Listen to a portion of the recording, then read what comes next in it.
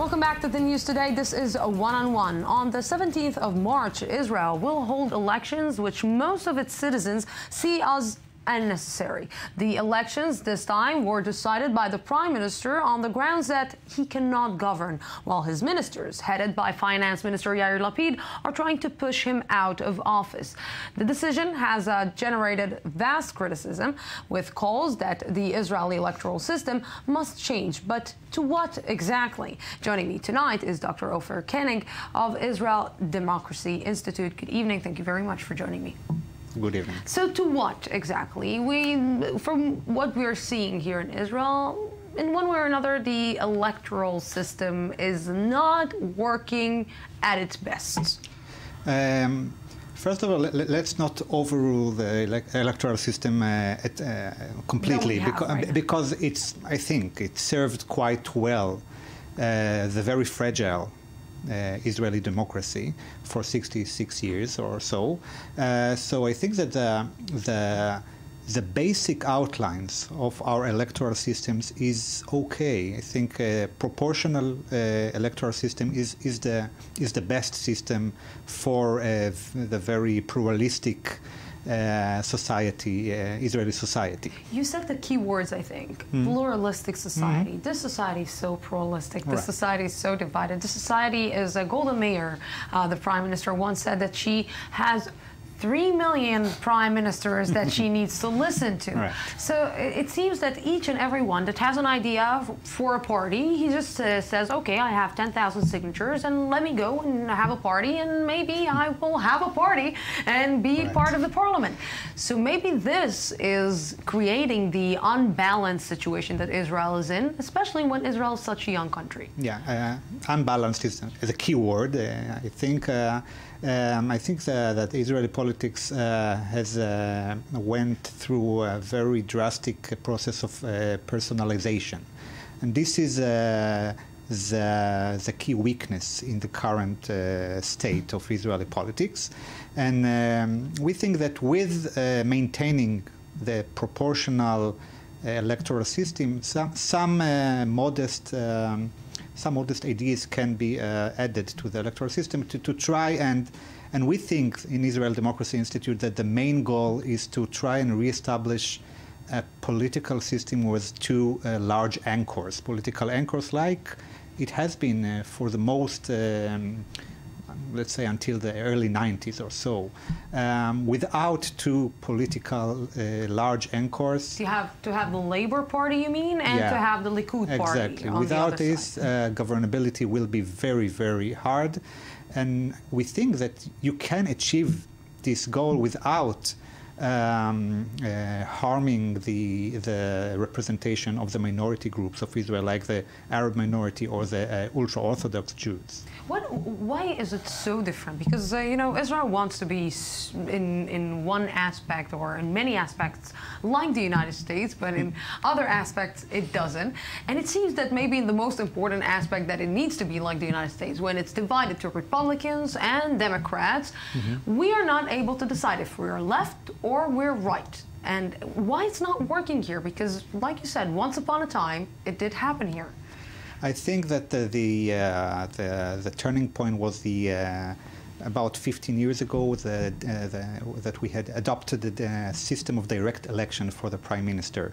And this had very damaging consequences, because back then people voted directly for the Prime Minister, and then they could split their vote and vote for sectorial parties along with the assuring their favorite Prime Minister. And this created terrible, terrible consequences, and taught the Israeli citizen that he could vote for all sorts of parties which he likes. And we have seen in the past 10 years, party after party, usually center parties, built upon one personality. It began with the Center Party back in the 1999, and then Shinui, and then Kadima for matter of fact, and then Yesh Atid, and Tzipi Livni, and Kahlon, and it's one party after another.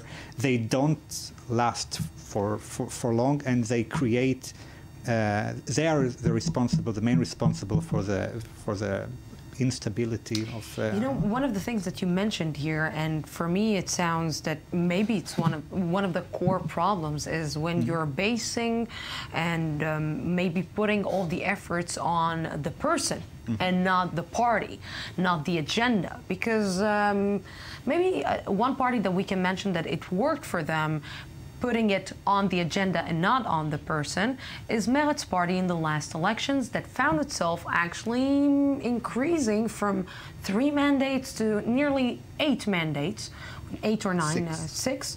And they are improving with time because they stuck not with the person, not with the leader that they want to put out there, but with the agenda. We are keeping our agenda. This is what we want to put out there. This is not about the person. This is about what we believe in. And it seems that when you're seeing what is happening with Benjamin Netanyahu, with Tzipi Livni, with Kahlon, it seems that these systems are not, because you're hearing people that are telling you, I don't like him because he's not charismatic.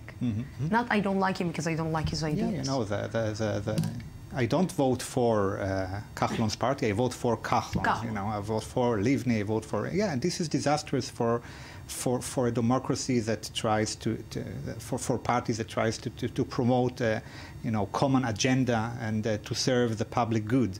And one of our recommendation in our team back in the Israel Democracy Institute is to try and create incentives for parties to perform ideological activities. We have an idea of taking the public finance given for parties, and instead of you know, parties are given a lot of money by us, by the citizens, and they use it for all sorts of you know, professionals, and instead of performing ideological activities like it has been in the past. And I think that the state has got to intervene in order to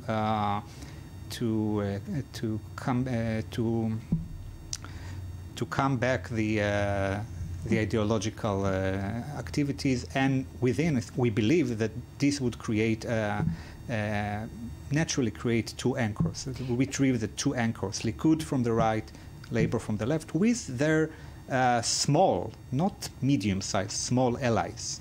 You know, what I'm trying to get a conclusion from what you're saying is the need to re-educate the society to decide where you are. Either you're on the right or you're on the left. Not on, I'm on the right, but I'm also have some things that I think that I'm on the left.